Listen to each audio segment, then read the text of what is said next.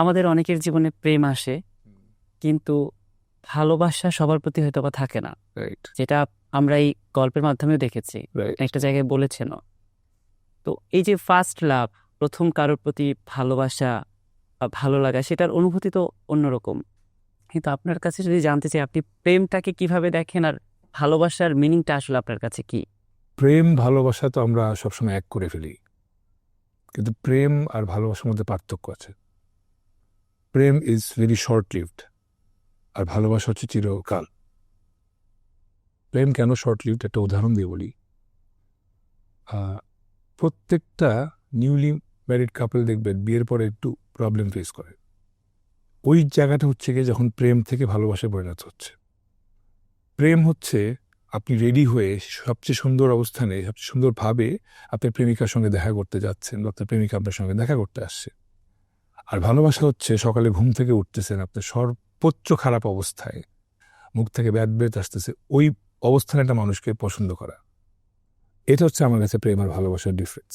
এই নাটকে শুটিং করতে গিয়ে নিজের ফার্স্ট লাভের কথা মনে হয়েছিল? সত্যি বলবো, হ্যাঁ, একদম না, একদমই না। আর নীলার ক্ষেত্রে? না, আসলে এখানে আমার থেকে বেশি আমার বন্ধুদের অনেক কিছু স্টোরি মিলে যায়। তো তো আমি শুট করছিলাম আর ওদেরকে ফোন দিয়ে বলছিলাম যে হ্যাঁ, এখন তোমার ওই সিনের ওই পার্ট আমি করতে যাচ্ছি, তো রেডি থেকো, এটা তো দেখবা। তো এইভাবে আসলে ওদের সাথে বেশি কানেক্টেড হয়, আমার সাথে খুব কম। আচ্ছা, এই যে আপনাদের জুটির প্রথম কাজ দর্শক এত ভালোভাবে গ্রহণ করছে, এবং বিশেষ করে মন্তব্যের ঘরে আমরা তো দেখি যে আমাদের দেশের পার্সপেক্টিভে বিভিন্ন সোশ্যাল মিডিয়াতে যে মন্তব্যগুলো করা হয়, অনেক সময় না জেনে মন্তব্য করা হয়, কিন্তু আপনাদের নিয়ে এত ভালো ভালো মন্তব্য এবং আপনাদের কাজের প্রশংসা করছে। এবং আমরা যদি ভিউয়ের কথাও বলি, নাটকটা ভালো ভিউ হচ্ছে। আমি যখন গতকাল দেখছিলাম, তখন আমি দেখা শুরু করেছিলাম 2.7 মিলিয়ন, আমার দেখা শেষ হতে হতে সেটা 2.9-এ চলে গেছে। তো এই যে মানুষ পছন্দ করছে, আপনাদের কাজ দেখছে, এই সাফল্যটাকে আপনারা কিভাবে দেখছেন?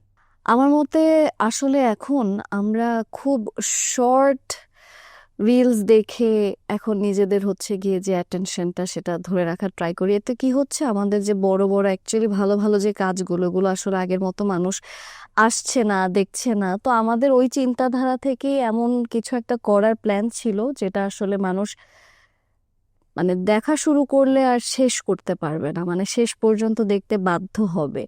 সেটা অ্যাক্টিং থেকে, ভিজুয়াল থেকে, বা সব জায়গা থেকে, মানে ডিরেকশনের পার্ট থেকেও।